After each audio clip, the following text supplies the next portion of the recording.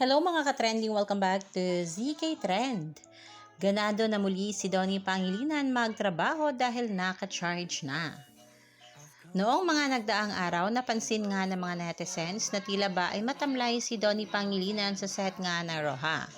Nahagip sa isang video si Donnie na tila ba ay ang lungkot nito at sa larawan naman ito na pinost, ayon nga sa ilang mga bula ay kailangan umano ni Donnie ng charger para muling manumbalik ang saya nito.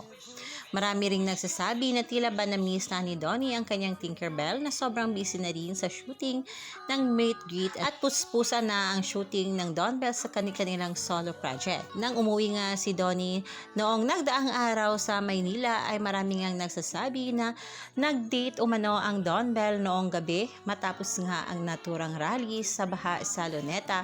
Talaga namang makikita nga dito sa mga bagong pinost na habang nasa TV nga si Donnie ay talaga namang ang laki na ng ngiti nito na talaga namang ikinasaya ng lahat ng taga-suporta nga ng Don Bell.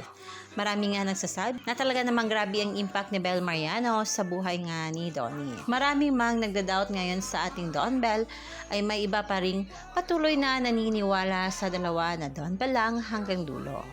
Yan lang muna ang pa-update natin ngayon mga kababli. Stay tuned for more Don Bell updates. Hanggang dito na lang. Maraming salamat sa inyong patuloy na panonood.